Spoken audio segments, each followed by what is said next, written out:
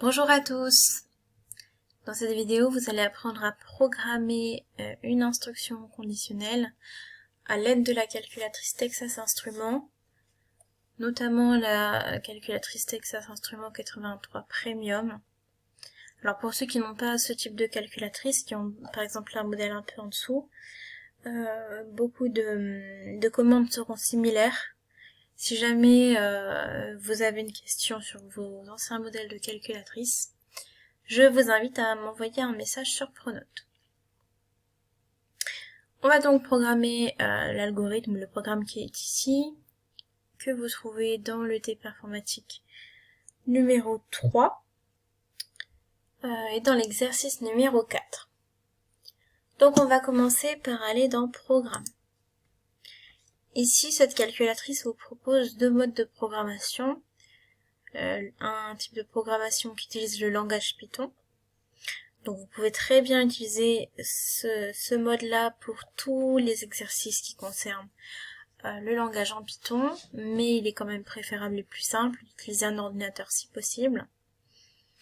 Et il y a aussi le mode de programmation classique de la calculatrice Texas Instruments.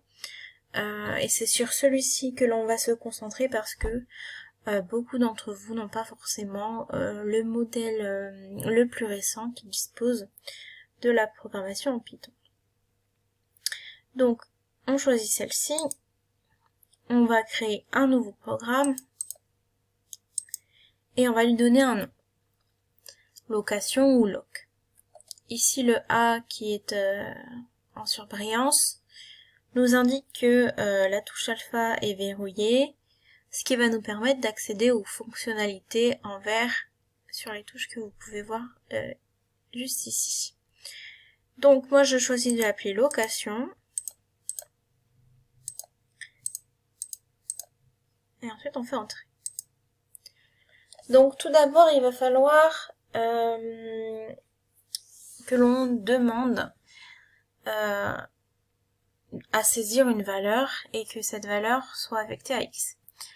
Donc ça on a vu dans le TP numéro 2 qu'avec le langage de la calculatrice Texas Instruments, il fallait utiliser prompt. Donc cette commande-là, vous allez la trouver dans Programme et dans ES qui signifie entrée-sortie. Donc ma variable elle s'appelle x.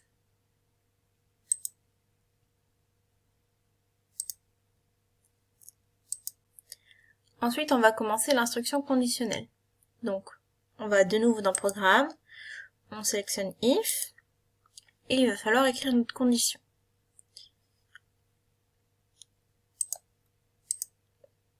Donc la condition, vous allez ici dans test. Donc vous faites seconde, test, et on choisit ici le numéro 6.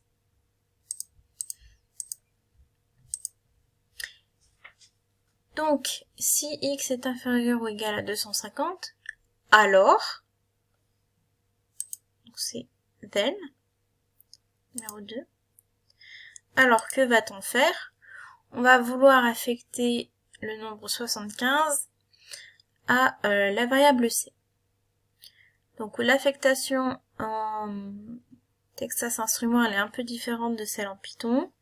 Il faut d'abord mettre la valeur, ensuite une flèche tournée vers la droite, et ensuite la variable, comme ceci. Donc ici, la valeur 75 est affectée à la variable c.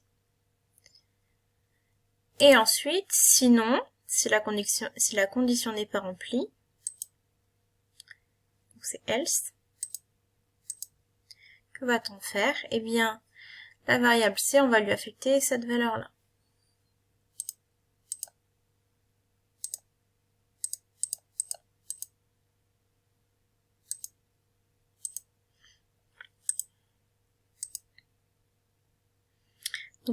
N'oubliez pas de choisir le signe moins qui correspond aux opérations, celui-ci.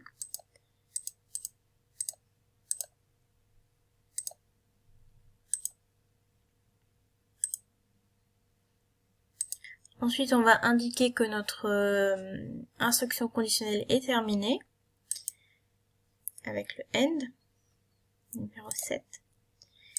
Et ensuite, on va demander à notre programme d'afficher la valeur de C. Donc on va dans Entrée-Sortie. Et il faut choisir DISP.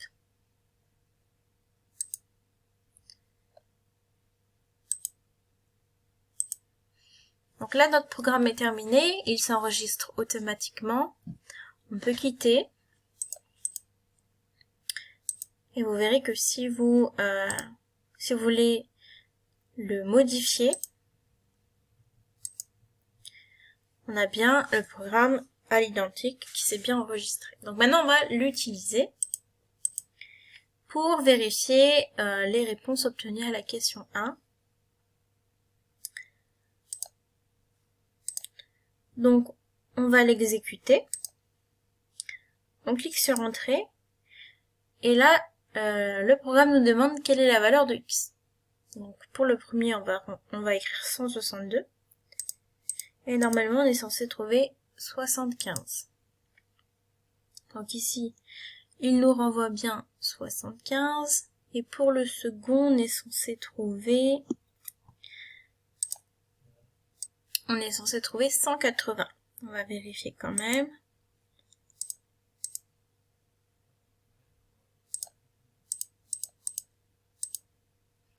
Et voilà.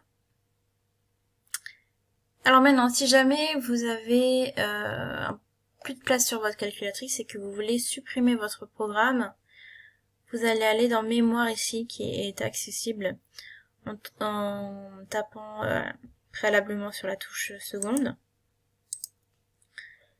Ensuite, vous allez aller dans Gestion de mémoire supprimée. Puis dans Programme. Là, vous aurez tous vos programmes qui apparaîtront.